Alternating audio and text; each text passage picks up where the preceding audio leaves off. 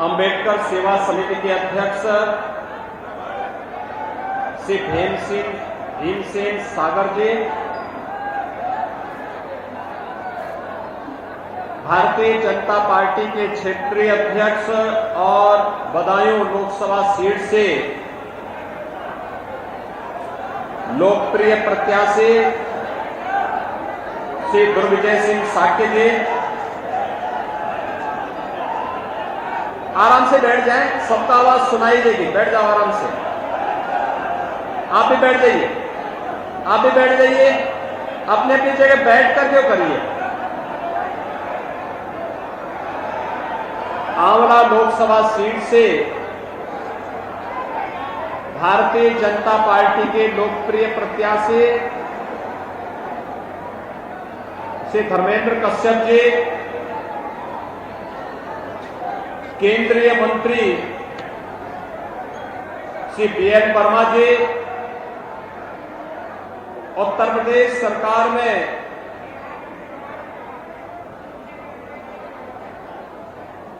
मंत्री, माध्यमिक शिक्षा की मंत्री और जनपद की प्रभारी मंत्री श्रीमती गुलाब देवी जी, विधान परिषद सदस्य और क्षेत्र के प्रभारी श्री संतोष सिंह जी, दिनेश शर्मा जी, डीपी भारती जी, जिलाध्यक्ष राजीव गुप्ता जी, जिलाध्यक्ष संबल से हरेंद्र चौधरी जी, सांसद श्रीमती संघमित्रा मौर्य जी, जिला पंचायत अध्यक्ष श्रीमती वर्षा यादव जी, विधान परिषद सदस्य श्री बागीश पाठक जी, मान्य विधायकगण श्री महेश गुप्ता जी, राजीव कुमार सिंह जी, हरीश साक्य जी, कुंवर महाराज सिंह जी, हमारे पूर्व और वर्तमान के सभी माननीय जनप्रतिनिधिगण, बदायूं जनपद से जुड़े हुए मेरे सभी उपस्थित बहनों और भाइयों, ऋषि मुनियों और वेदों की इस पावन धरा को कोटि कोटि नमन करते हुए मैं आप सबका इस प्रबुद्ध सम्मेलन में हृदय से स्वागत करता हूं, अभिनंदन करता हूं।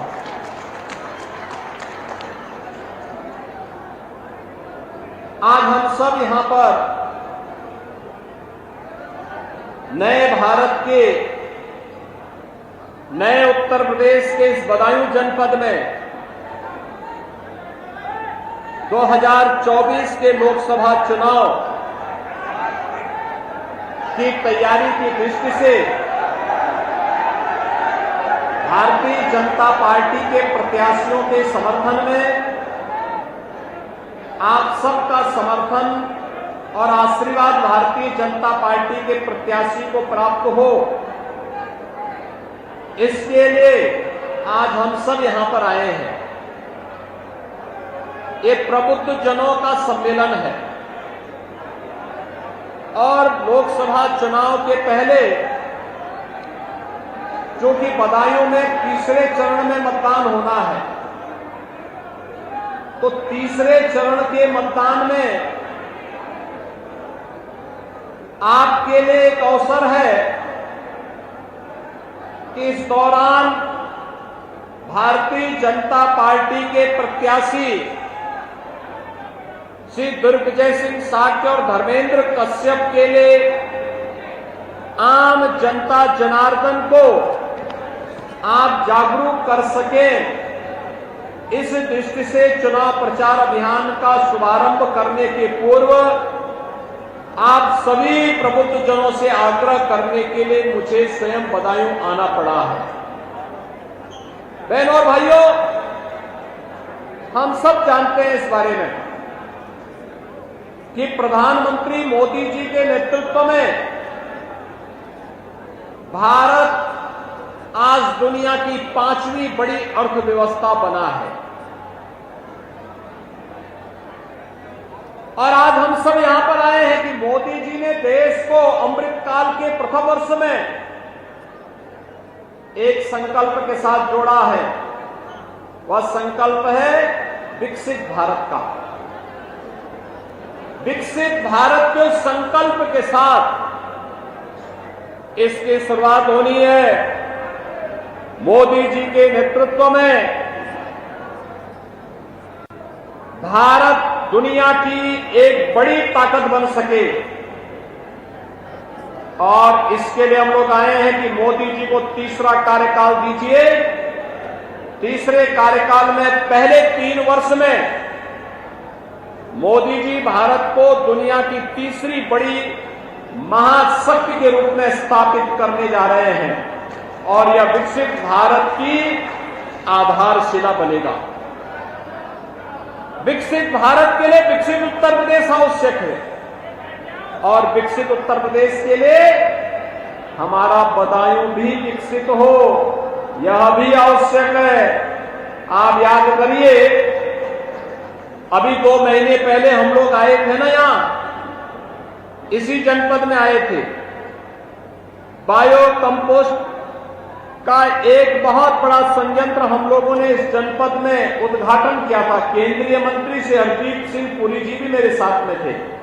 दातागंज क्षेत्र में हम लोगों ने उस संयंत्र को स्थापित किया, और उस समय भी मैंने कहा था कि विकसित भारत के लिए विकसित उत्तर प्रदेश, और विकसित उत्तर प्रदेश के लिए विकसित बदायूं भी आवश्यक है, और विकसित बदायूं के लिए भारतीय जनता पार्टी को आप सबका आशीर्वाद आवश्यक है। और विकसित उत्तर प्रदेश के लिए आपके से आशीर्वाद के लिए हम सब इसलिए आए हैं।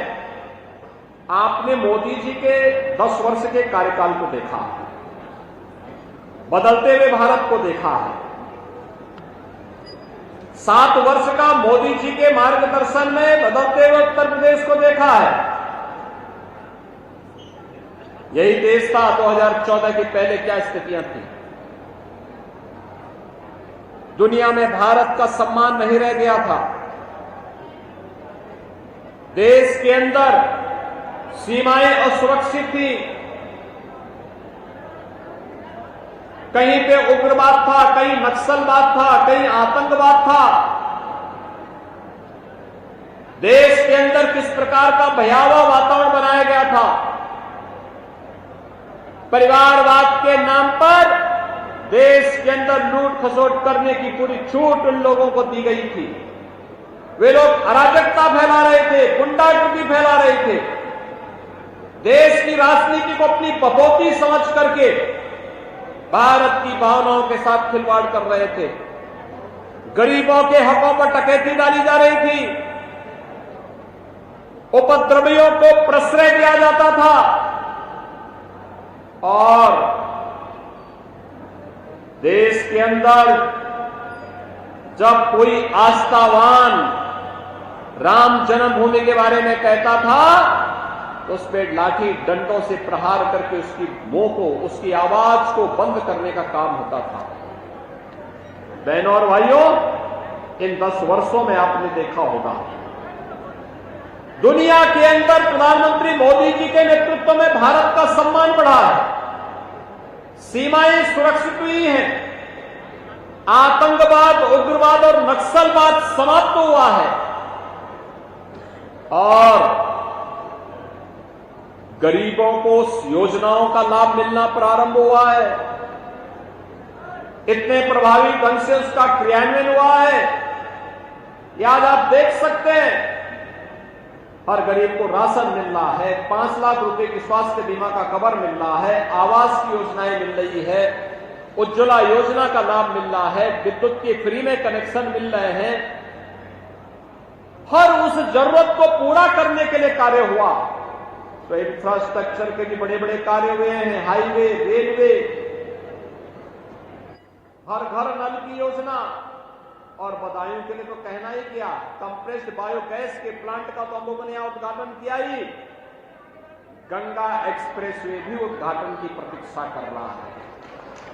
बहनों और भाइयों, यहां की इकोनॉमी की रीढ़ बनने जा रही है गंगा एक्सप्रेसवे। लाखों रोजगार और नौकरी लेकर के आएगी गंगा एक्सप्रेस वे। आपकी कनेक्टिविटी को बेहतर करेगी गंगा एक्सप्रेस वे।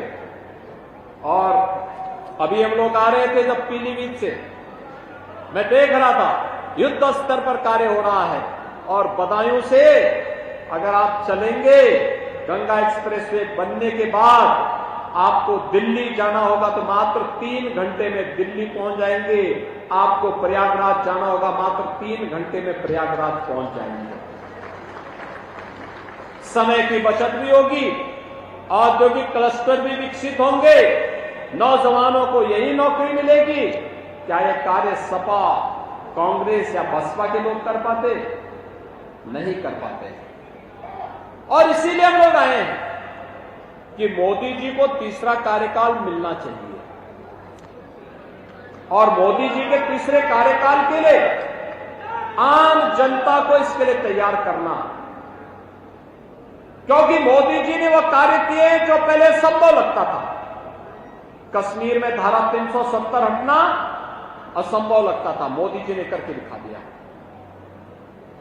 3 तलाक की कुप्रथा पर रोक लगाना यह असंभव लगता था, मोदी जी ने संभव करके दिखा दिया। लोग कहते थे अयोध्या में राम मंदिर कैसे बन पाएगा, वह भी करके दिखा दिया। अयोध्या में भगवान राम लला फिर से विराजमान हो गए हैं।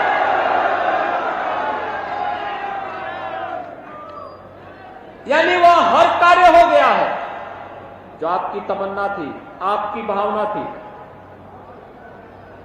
देश की भावना जिसके साथ जुड़ी हुई थी, आज अयोध्या के लिए देश और दुनिया आने के लिए तरस रहा है।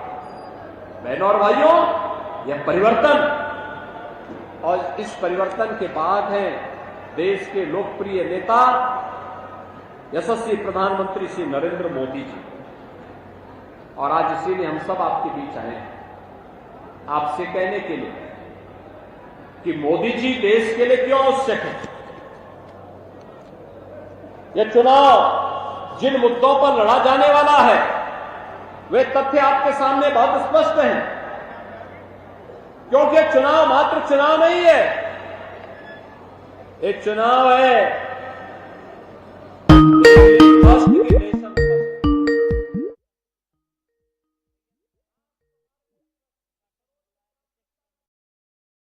हर चेहरे पर खुशहाली होगी, हर नागरिक के जीवन में खुशहाली होगी। यह चुनाव फैमिली फर्स्ट बनाम नेशन फर्स्ट के बीच का है।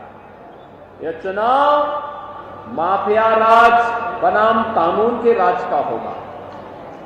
सत्ता के संरक्षण में पलने वाले माफिया किस कदर गरीबों पर जुल्म ढाते थे, बदायूं से ज्यादा कौन इसका भुक्तभोगी होगा। लेकिन आज आप देख रहे होंगे कि उत्तर प्रदेश में जनता है चुस्त दुरुस्त और माफिया है पस्त। यह आप देख रहे होंगे उत्तर प्रदेश के अंदर। आज ये नया उत्तर प्रदेश है और इसीलिए चुनाव हमें चीजों पर तय करेगा कि माफिया राज होगा या कानून का राज होगा।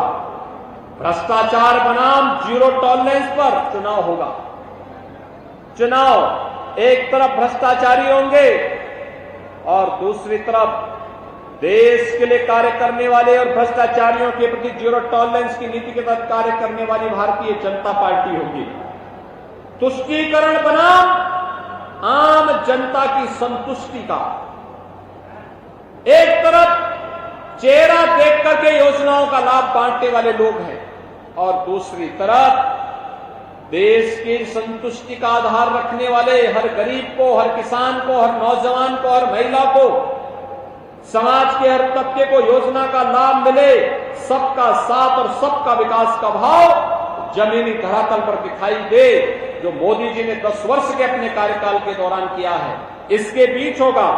और यह चुनाव स्वार्थ के परिवार और मोदी के परिवार के बीच होगा। स्वार्थ के परिवार आप जानते हैं, समाजवादी पार्टी एक परिवार की पार्टी, कांग्रेस एक परिवार की पार्टी, लेकिन मोदी जी का परिवार तो भारत के 140 करोड़ की भारत है। 140 करोड़ का भारत ही मोदी जी का परिवार है। और इसलिए चुनाव इन परिवार वालों के बीच और मोदी जी के परिवार के बीच में होने जा रहा है। यह चुनाव भाइयों बहनों जातिवाद बनाम गरीब कल्याण का भी होगा। एक तरफ वे लोग हैं जो जाति के नाम पे सामाजिक ताने बाने को छिन्न भिन्न कर रहे हैं और दूसरी तरफ मोदी जी के नेतृत्व है जिसमें हर गरीब को बिना भेदभाव की योजनाओं का लाभ मिल रहा है। मोदी की गारंटी आपने देखी होगी। इन 10 वर्षों में जिस प्रभावी ढंग से जमीनी धरातल पर उतरी है उसका लाभ जिस तरीके से मिला है, लोग कहते हैं मोदी की गारंटी क्या है, हम कहते हैं 12 करोड़ अन्नदाता किसान को प्रधानमंत्री किसान सम्मान निधि का लाभ मिलना, ये मोदी की गारंटी है। 4 करोड़ गरीबों को सिर ढकने के लिए छत मिल जाना, ये मोदी की गारंटी है। 80 करोड़ गरीबों को फ्री में राशन की सौगात मिलना, ये मोदी की गारंटी है। 10 करोड़ महिलाओं को फ्री में उज्ज्वला योजना का रसोई गैस का सिलेंडर मिलना, ये मोदी की गारंटी है। 12 करोड़ परिवारों को यानी 60 करोड़ लोगों को 5 लाख रुपए की स्वास्थ्य बीमा का कवर मिलना, ये मोदी की गारंटी है।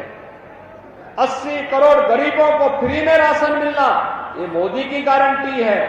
और बहनों और भाइयों, अयोध्या में भगवान राम का भव्य राम मंदिर का निर्माण हो जाना, रामलला का पूरा 500 वर्षों के बाद विराजमान होना, यही मोदी की गारंटी है। और इसीलिए हम सब आपके बीच आए हैं। हमको देखना होगा, एक तरफ समाजवादी पार्टी और कांग्रेस का गठबंधन है। समाजवादी पार्टी के लोग, कांग्रेस के लोग क्या नहीं करते थे प्रदेश के बारे में, क्या नहीं बोलते हैं, बाहर जाकर बदनाम करते थे, पहचान का संकट इन्होंने खड़ा कर दिया था, अराजकता फैलाते थे, कावड़ यात्रा में बैन लगाते थे, ये कर्फ्यू के समर्थक हैं। हमने कहा नए उत्तर प्रदेश में कर्फ्यू नहीं, कावड़ यात्रा चलेगी। आज आप देखते होंगे इनके समय में तो गुंडे जगह जगह बम विस्फोट करते थे, बमबाजी करते थे। हमने कहा उत्तर प्रदेश में बमबाजी नहीं, हर हर बम बम होगा और हर हर बम बम के साथ आज कावड़ यात्रा जब उत्तर प्रदेश के अंदर निकलते तो उत्तर प्रदेश की एक नई तस्वीर को प्रस्तुत किया जाता है। और बहनों भाइयों, इसीलिए हम आपके बीच आए आपसे कहने के लिए कि मोदी जी जिस नए भारत के रूप में हम सबको प्रस्तुत करना चाहते हैं, वह नया भारत 140 करोड़ लोगों के जीवन में खुशहाली लाने वाला भारत है। उस नए भारत के लिए हम सबको प्राण प्रण से जुटना है और इसमें हमारे प्रबुद्ध जनों की सबसे बड़ी भूमिका होने जा रही है। हमारा प्रबुद्ध जन जिस प्रभावी तरीके से इस कैंपेन को अपने हाथों में लेगा, कैंपेन के रूप में आपको कार्य करना है, एक एक व्यक्ति को मतदान के लिए प्रेरित करना। 30वें चरण में यहां मतदान है। तब तक हो सकता है मौसम और कुछ गर्म हो, लेकिन हमें उसकी चिंता नहीं करनी है। सर्दी हो, गर्मी हो, बरसात हो, कोई भी मौसम हो, हमें इसकी चिंता नहीं करनी है। और जैसे दिग्विजय सिंह साक्य का नाम आप बदायूं से आया तो पता लगा कि मुझे समाजवादी पार्टी के लोगों ने मैदान छोड़ करके भागना प्रारंभ कर दिया, अभी से प्रारंभ कर दिया। एक प्रत्याशी आए वो भाग गए, अब दूसरे भी आकर के भागने की तैयारी में फिर। और इसलिए बहनों भाइयों, मैं आपसे कहने के लिए आया हूं, दिग्विजय सिंह साक्य एक सामान्य किसान परिवार से जुड़ा हुआ नौजवान, भारतीय जनता पार्टी के क्षेत्रीय अध्यक्ष के रूप में लगातार कार्य करता रहा। जिस दिन उनके नाम की घोषणा हुई उस दिन भी उसको पता नहीं था कि मुझे चुनाव लड़ाओ, तो कह रहा था मैं चुनाव लड़ा रहा हूं। हमने कहा भैया आप चुनाव लड़ने की तैयारी करो, जाओ। और आज जो चुनाव लड़ाने के लिए यहां पर चुनाव लड़ने के लिए आए हैं, अब तक ब्रज क्षेत्र में एक एक भाजपा के प्रत्याशियों को और सहयोगी दलों के प्रत्याशियों को चुनाव लड़ा रहा था, और आज स्वयं चुनाव मैदान में आपके बीच में आकर के ताल ठोक करके खड़ा हो गया है। बहनों भाइयों, आप सबकी जिम्मेदारी बनती है बदायूं के विकास के लिए, बदायूं को विकसित बदायूं बनाने के लिए, इसको फिर से वेदों की धरती बनाने के लिए राजर्षि भागीरथ की तपोभूमि है बदायूं। मां भागीरथी गंगा को यहीं से लेके आए थे और आज कोटि कोटि मानवों के उद्धार का कारक मां गंगा मैया बनी हुई है। मैं आप सबसे अपील करूंगा, ये हम सबकी जिम्मेदारी बनती है कि हम एक एक जन को जागरूक करें।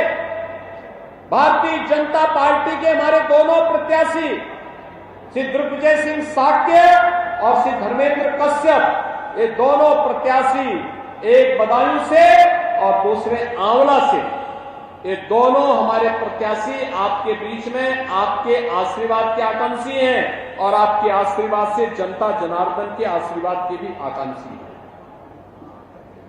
चुनाव के दौरान प्रत्याशी से अपेक्षा करना कि घर घर आ पाएगा बहुत कठिन होता है।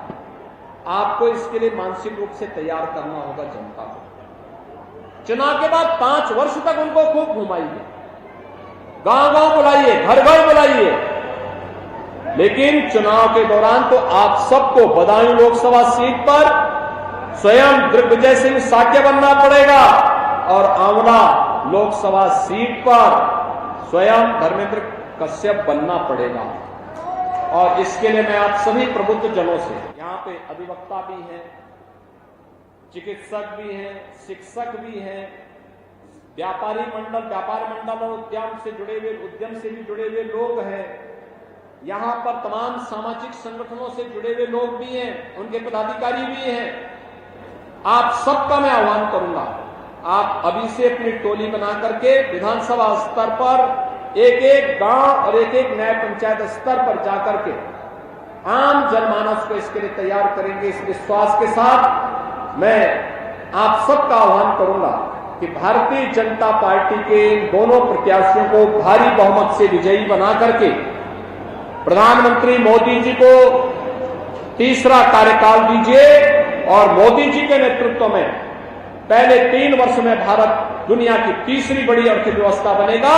हर भारतीय के चेहरे पर खुशहाली आएगी, हर भारत की इनकम बढ़ेगी, हर भारतवासी और उसका भविष्य खुशहाल होगा। इस विश्वास के साथ मैं आप सबको वासंतिक नवरात्रि और रामनवमी की अभी से अपनी मंगल में शुभकामनाएं देता हूं। चुनाव के बीच में मैं फिर से आऊंगा, लेकिन आप सब अभी से दिग्विजय सिंह साक्य, धर्मेंद्र कश्यप को भारी बहुमत से विजयी बनाने के लिए घर घर गांव गांव जाएंगे।